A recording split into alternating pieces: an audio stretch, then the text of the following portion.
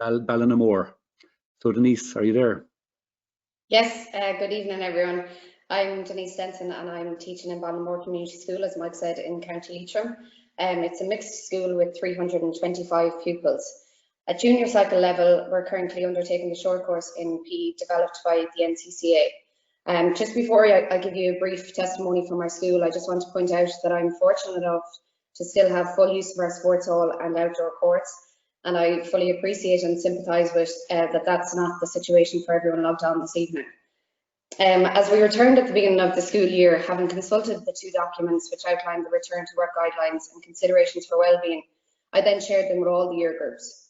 By doing this, both the students and myself were fully aware of the activities that were deemed safe and best suited for adequate distancing and minimal equipment use and cleaning. This evidence, along with a meaningful discussion of their physical activity levels and patterns throughout lockdown, helped us all to collaborate a plan for the first 2 learning units for each year group.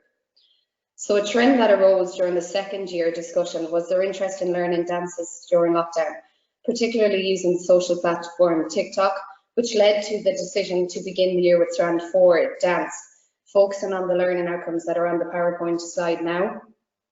During this block, students have demonstrated an ability to build on these skills that they learned throughout lockdown, and perhaps become aware that these skills could be useful and enjoyed if we were ever in a remote learning situation again. In the initial lessons, they learned movements to well-known dances such as the Macarena, the various line dances to Cotton Eye Joe, Saturday Night, and Pick a Bale of Cotton.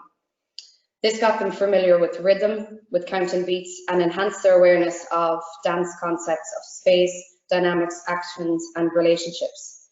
As the weeks progressed, then they used these concepts to add movements, introductions, and productions to their own dances in small groups. Throughout this learning unit, students have got several opportunities to observe their peers and give and get feedback based on the criteria that myself and them have created together. Putting the quality of dance skills aside, I think it's greatly boosted their self-efficacy and created a sense of social connectedness and enjoyment throughout their during the transition back to school life. This coming Friday before the Halloween break, they will all perform a class dance to Michael Jackson's song Thriller.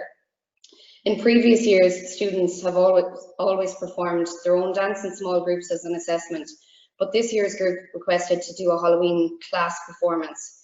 So they took parts of the dance, adapted it to their own liking, and then taught it to the rest of the class using the jigsaw method, which again has created excitement and a sense of hope and anticipation in the current situation.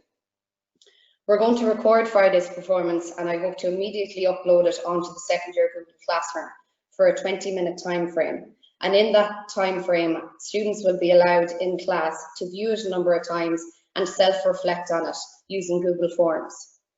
The physical dances, as well as the students' reflections then, will inform the reports to parents later in the year. The third year group then are just finishing Spikeball through the curricular model of teaching personal and social responsibility, and based on the learning outcomes, which are also on the screen in front of you. The use of this model has been brilliant, especially in the current climate, as it repeatedly questions students' awareness of the need to be responsible for their actions within their classes, around the school, and in their community. And it also fosters leadership qualities within them. While each week we focused on learning a new Spikeball skill, a central goal of this learning unit was that each student felt included, respected, and connected in the class setting. Spikeball worked great in that sense, particularly the serve rotation, meaning that everyone got an opportunity to become actively involved. We're finishing up with the block with a class tournament this week, with students taking full responsibility for all aspects, such as the warm-up, refereeing, scorekeeping, which, no more than the dance, has promoted a sense of excitement, enjoyment, and fun amongst the students in a safe atmosphere and safe environment.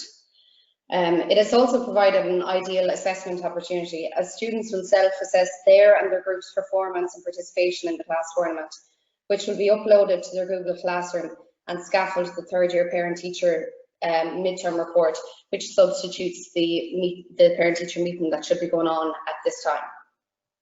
This practice will also give them an opportunity to strengthen their reflective skills before their CBAs in games, which they will do later this year.